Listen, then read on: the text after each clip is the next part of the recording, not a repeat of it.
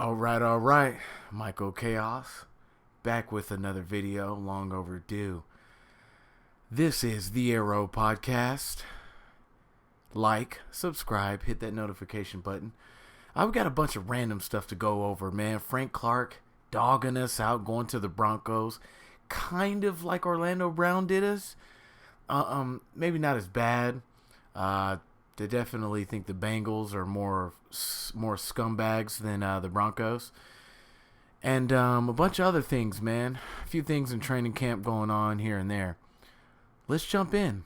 Red and gold. Red and gold.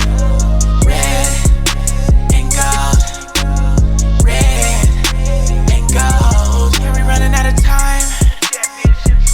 One five, catch me in the end zone. All right. Y'all know what it is. The Arrow Podcast. Michael Chaos here. And once again, like, subscribe, hit that notification bell, all that good stuff, man. Help your boy, help me, help you. You guys already know the spiel by now. So, let's start with this. Frank Clark, I know you guys seen in a few other of my videos, I said, yeah, he'd come back. I didn't think he'd go to the Broncos, which means to me that we weren't giving him what he was most likely asking for. Maybe not even remotely. We probably were trying to get him dirt cheap, and he just wasn't going for it. So we'll chop it up to the game. It is what it is, you know. I'm gonna move on from that. I'm not gonna lie to you. I'm not too worried. It would have been nasty. Would have been dope. He could have helped out a lot of the young guys, but our defensive line is fine without Frank Clark. We'll be a-okay. I think his 4 sacks on the season, if that. Yeah.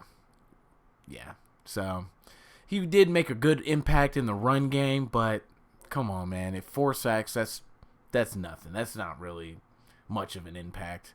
I mean, yeah. So, a few things. OTAs, John Ross catching a nasty deep 50-50 deep ball over, I believe it was Justin Watson in OTAs. That was pretty nasty.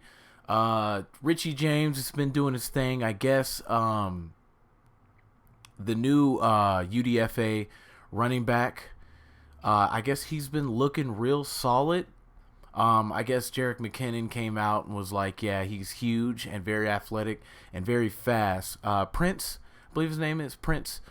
Now, I'm interested in that because if you have a running back that's huge and fast and athletic, because remember, Derrick Henry, if you guys all know Derrick Henry from the Titans, he's huge, he's fast, but he's not, I don't know if he's necessarily athletic. He doesn't have a real good change of direction, so he's mainly just like a downhill, kind of straightforward running guy. But if you get a big guy like that who can shift and change direction, which they're saying he can do, yeah, fellas, that's very interesting. Very interesting. Now, there was also a few things. There was a little smack talk, I guess, well, not from Joe Burrow. Joe Burrow, I guess, came out and said that he thinks Patrick Mahomes is the best. And obviously, I mean, look at his accolades. But he came out and said he thinks he's the best considering the rings he has and the success he's had. And the lack of success him and everyone else has had. So, but then again, Jamar Chase, whatever his name is, came out and said, oh, Patrick who? Which he probably was just talking smack, but still, bro, he's always talking smack. Asked about the number 1 player in the NFL, with very little hesitation, you said Joe Burrow. Joe Burrow. Everybody knows that, yeah. I mean, that's easy. MVP. He said Pat. Who said Pat? Joe. Pat who? I mean, it's like, bro, Trent McDuffie, if y'all watched the game against the Bengals, he locked him up. Wait till Trent McDuffie gets another piece of that when they play. Let him watch when he covers Jamar Chase. Watch what happens. He locks him up, bro. Few of the little catches he had, it wasn't on Trent McDuffie. So, and on top of that, man, like, you can't talk like that when you got 0 rings. You got a Super Bowl appearance, failed, and then you got a you just failed in the AFC West Championship, failed. So shut up, bro. Win something and then talk. Like, just shut up, man. Oh, everybody knows. Everybody knows. No one knows anything. The only thing that we know is what's on paper. Is the fact that my boy was MVP and won Super Bowl and won Super Bowl MVP. When's the last time someone's seen that? I don't think I was alive. So yeah. Anyways. Oh yeah, by the way, guys, my boy, the Wolf, the huge Chiefs fan that's been on the run, still on the run, and apparently on the most wanted list. He should have went on the Travis Kelce show. I don't know if you guys know, but the Jason Kelce elected and asked for him to be on the show, and he said he wouldn't turn him in. He wouldn't do any of that. He said he'd come to your basement. He should have went on that show. That would have been hilarious. But yeah, he's still on the run, and he's on the most wanted list. So yeah, if you see that guy, be careful. But yeah, and by the way, bro, the season's almost coming. We need you to go back to jail, bro. We need that good luck charm. You in jail is good luck. I'm sorry, but that's just what it is. No, I'm just So yeah, that was just a few things. Going back and touching bases on the Frank Clark thing. Now, him going to the Broncos, I did say previously, I think that it was due to the money. I was a little shocked because, I mean, it's the Broncos. Who would go to the Broncos? But I guess the unfinished business thing that Chris Jones tried to pull him back with didn't work, and it is what it is. I really thought that he'd come back. I know he just had 4 sacks, but I am a little butthurt because he did play a huge role in every playoff run that we had, every single season since he's been here. So anytime you get rid of clutch players, I don't know if you guys know, if you get rid, like, there's certain players that are just clutch in the postseason, in the Super Bowl, stuff like that. My heart saddens when we get rid of those type of guys. Like, I'll tell you straight up, Sammy Watkins was useless in the regular season. He was practically injured. Become postseason, turn into a beast. So stuff like that, it just kind of like, because not everybody performs. You can have a guy that has 1,500 yards in the regular and 10 touchdowns in the regular season and come out in the postseason and get locked up and do nothing. So yeah. So anytime you get rid of a clutch player, it just kind of just makes me kind of, But once again, I think that, obviously we kept our core. Definitely as far as our defense, our corners and our secondary had a lot to do with that run.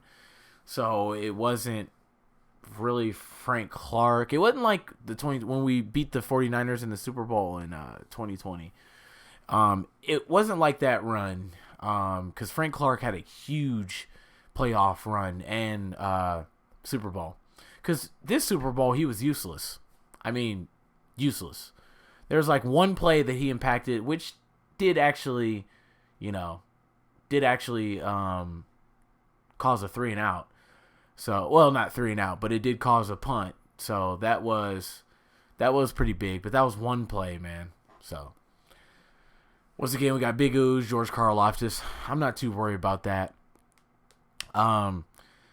Also, by the way, going back to the Jamar Chase thing, I guess Kadarius Toney clapped back at him just a little bit with a few little emojis and saying he knows who on Twitter. So that was pretty funny. I'm starting to really love Kadarius Toney. Every time someone flaps their gums, he seems to be right there with saying the right stuff. Nothing too much, but then just enough. Same thing with Chris Jones. Chris Jones has kind of flipped the script a little bit. Chris Jones used to be real quiet, didn't really say much. He's been clapping back a little bit. So I'm excited, guys. It's getting close. we're still about halfway through June. You got July, then you got August, which is preseason, which I cannot wait for. Training camp is coming up.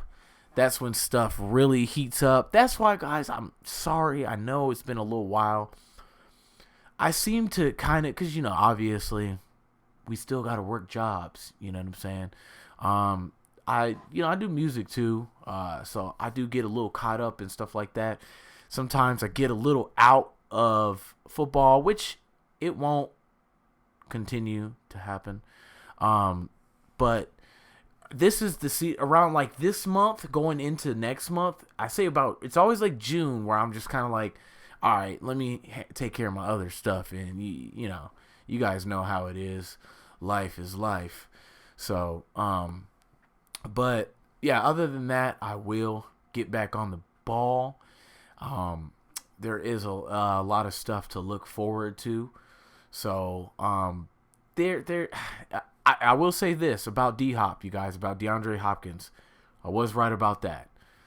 Because it popped up, sort of say, oh, Chiefs is getting ready for a deal. We're making cap space, this, and that. Yeah, I don't think so, fellas. I don't think we're doing that. I don't think we need to. We have so much depth, bro. Like, at receiver, we're good. We don't need to do that. So, we're straight. And even if we just had, Patrick Mahomes and a bunch of, I don't know, holograms, I don't know, we'd be fine. But nah, y'all know what it is. Once again, that's all I got for ya. Michael Chaos, the Arrow Podcast, and I will have another video dropping in about a couple days right after this one, so stay tuned. Like, subscribe, comment. Let me hear y'all thoughts, man. I want to hear y'all thoughts. I want to build a little circle, a little community where we can commute, and I can bring y'all on here too. That'd be dope. So I've been really looking to do that. So that's pretty much it, man. You guys have a good rest of your day, and thank you. The Arrow Podcast outros. We running out of time. 1-5, catch me in the end.